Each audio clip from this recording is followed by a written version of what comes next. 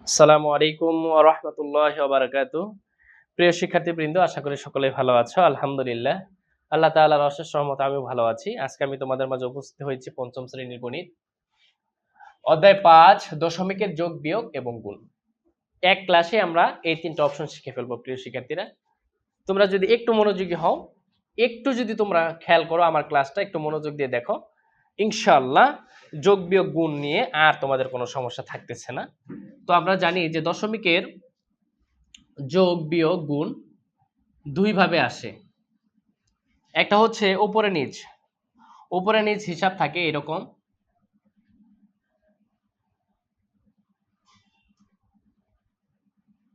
এটাকে বলা হয় উপরে নিচের যোগ।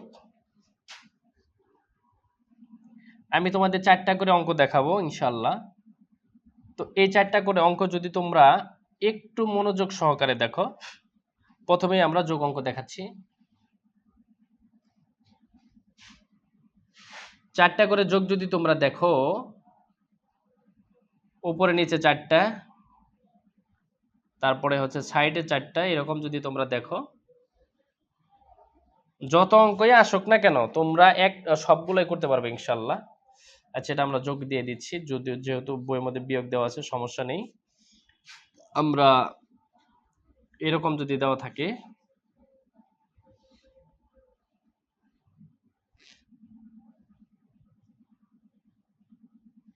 এরকম থাকতে পারে। আরেকটা দেখাচ্ছি তোমাদেরকে, যে যদি যোগ যে কোনো ভাবে আসুক না কেন আমরা সেগুলাকে খুব সহজভাবে করবো ইনশাআল্লাহ।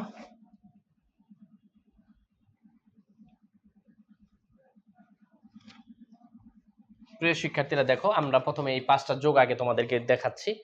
এই ৫টা যোগ করার পরে আমরা ৫টা বিয়োগ দেখব, তারপর আমরা ৫টা গুণ দেখব।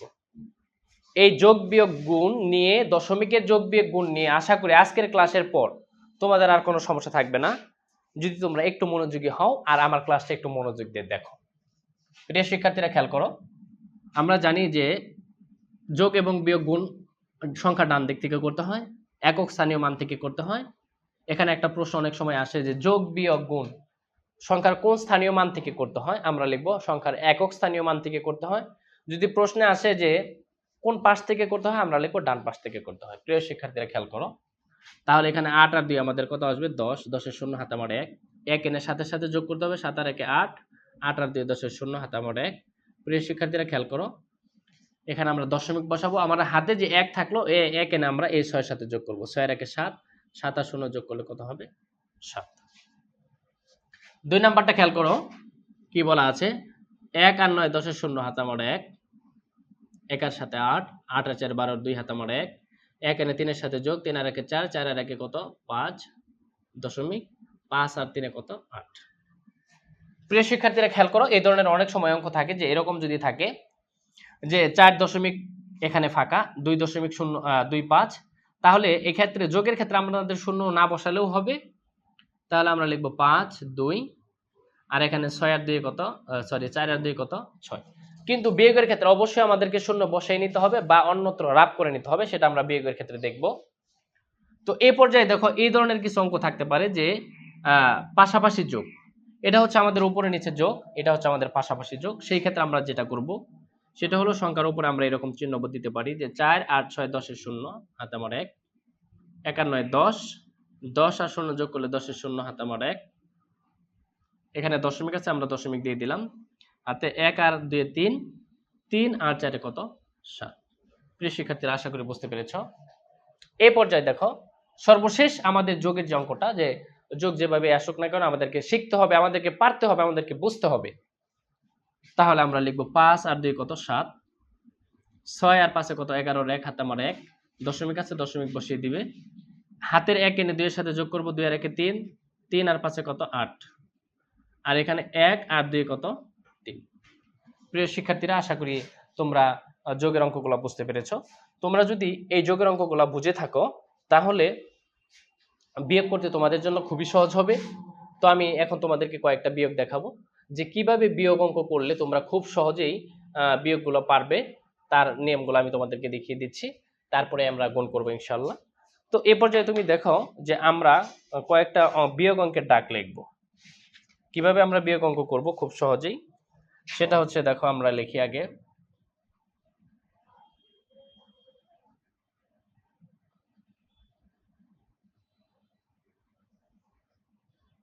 একটা লিখলাম,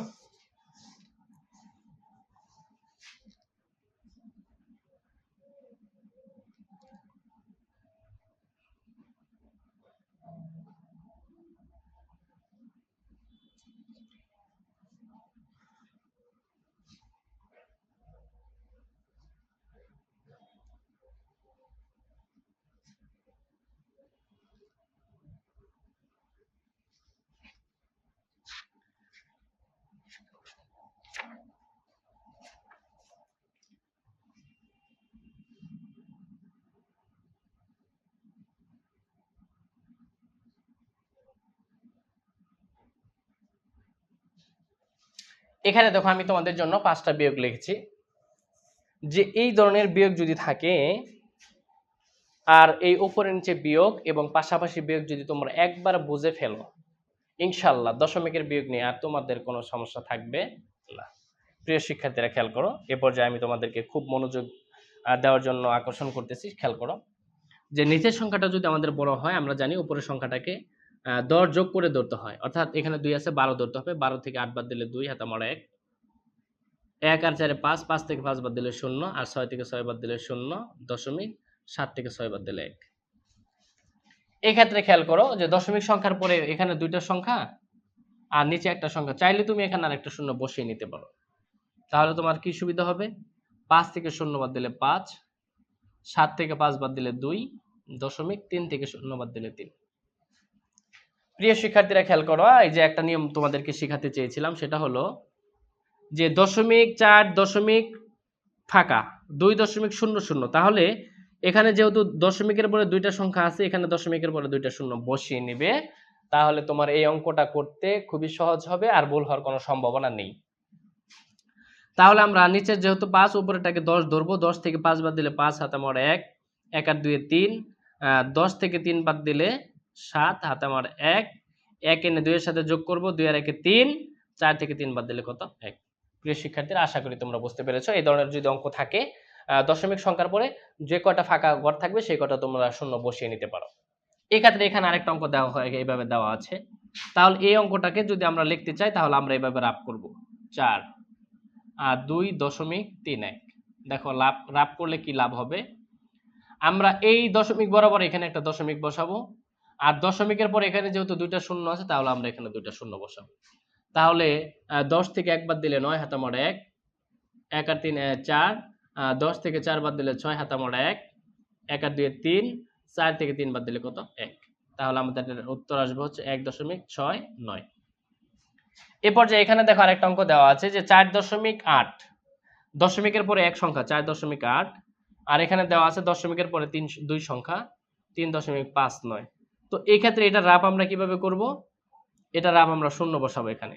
তাহলে 10 থেকে 9 বাদ দিলে কত আসবে? 1 হাতে আমার 1, এখানে 5 এর সাথে যোগ করবে, তাহলে 8 থেকে 6 বাদ দিলে 2 দশমিক, আর 4 থেকে 1 বাদ দিলে, সরি 4 থেকে 3 বাদ দিলে 1।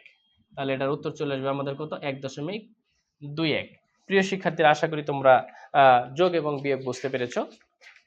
এই পর্যায়ে সর্বশেষ যেটা আমি তোমাদেরকে আজকের ক্লাসে শেখাবো খুবই গুরুত্বপূর্ণ, অবশ্যই খুব মনোযোগ দিয়ে দেখবে। গুণ কিভাবে উপরে নিচে গুণ, কিভাবে পাশাপাশি গুণ করা যায়, সেটা আমরা দেখব, যে কিভাবে উপরে নিচে এবং পাশাপাশি গুণ করা যায়।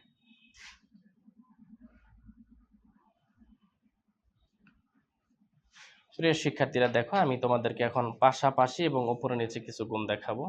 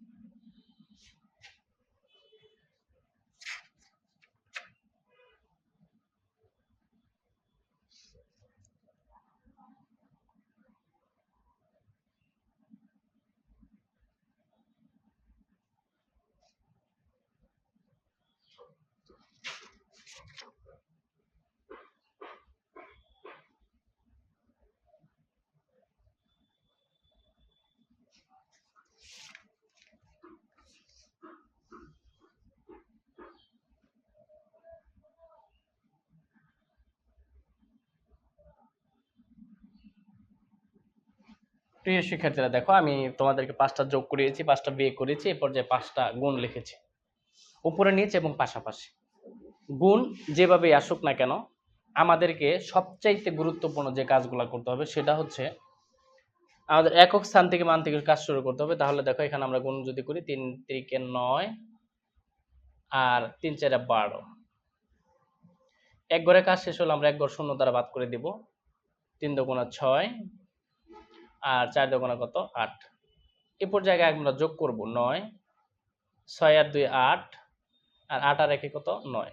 প্রিয় শিক্ষার্থীরা, এখন প্রশ্ন হলো, তো আমরা তো গুণ করে ফেললাম, স্বাভাবিক নিয়মে যেভাবে আমাদের গুণ দেওয়া থাকে সেভাবেই আমরা গুণ করলাম, কিন্তু এখানে পার্থক্যটা হচ্ছে দশমিক।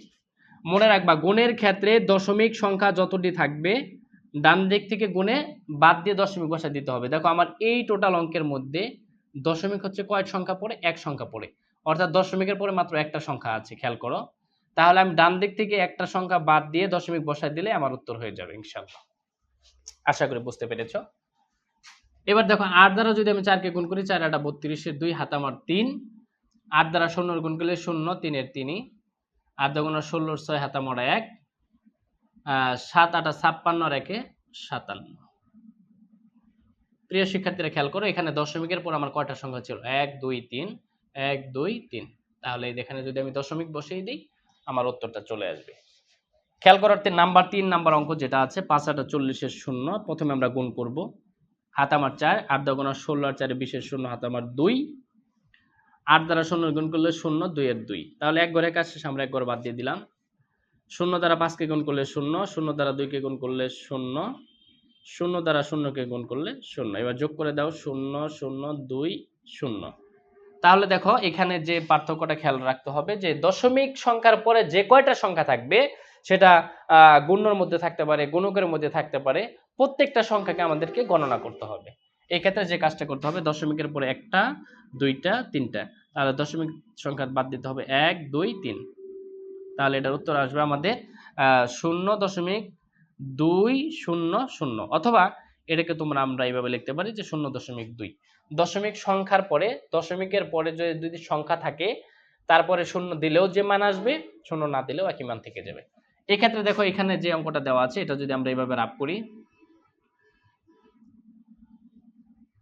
এগুলো অঙ্ক রাফ করে দিবে। 3 8 24 এর 4 হাত আমার 2, 3 ওকে 3 আর 2 5, আর 3 4 12। খেয়াল করো, 1 2 1 2, তাহলে 12.54। এবার এই অঙ্কটা দেখো, যে এটা দুইটার মধ্যে আমাদের কি আছে? দশমিক দেওয়া আছে। 0.74 0.25, সরি 2.5। এটাকে যদি আমরা গুণ করি, 4 5 20 0 হাতে আমার 2, 5 7 35 আর 2 37 এর 7 হাতে আমার 3, 5 দ্বারা 0 গুণ করলে 0 3 এর 3। এবার এক ঘর বাদ দিলাম, 2 দ্বারা গুণ করব, 4 দুগুণা 8, 7 দুগুণা 14, 4 হাতে আমার 1, 2 দ্বারা 0 গুণ করলে 0 1 এর 1। তাহলে যোগ করে দাও 0, 8 এর সাথে 15, 5 হাতে আমার 1, 1 আর 4 5, 5 আর 3 8 1। এখানে দেখো যে আমার দশমিক সংখ্যা কয়টা, দশমিকের পরে কয়টা সংখ্যা আছে? এখানে দশমিকের পরে একটা, এখানে দশমিকের পরে দুইটা। তাহলে 1 2 3 1 2 3 1.850, অথবা এটাকে আমরা লিখতে পারি 1.85। সংখ্যার পরে 0 দিলেও যা হবে, না দিলেও তাই হবে। প্রিয় শিক্ষার্থীরা, আশা করি তোমরা আমার এই আজকের যে ক্লাস দশমিকের যোগ বিয়োগ এবং গুণ, এটা বুঝতে পেরেছো। যদি তোমাদের বুঝতে কোনো সমস্যা হয়, অবশ্যই আমাকে কমেন্টে জানাবে। আর আমার ক্লাসগুলো যদি ভালো লাগে, অবশ্যই লাইক কমেন্ট সাবস্ক্রাইব করে দিবে এবং ফলো বাটনে ক্লিক করে দিবে। আর আমার চ্যানেলটা বেশি থেকে বেশি শেয়ার করবে, এর জন্য যে কোনো অঙ্ক যদি তোমার খুঁজে পেতে সমস্যা হয়, পরে শেয়ার অপশনে গেলেই তুমি আমার অঙ্কটা পেয়ে যাবে। ধন্যবাদ প্রিয় শিক্ষার্থীরা। আসসালামু আলাইকুম ওয়া রাহমাতুল্লাহি ওয়া বারাকাতুহু।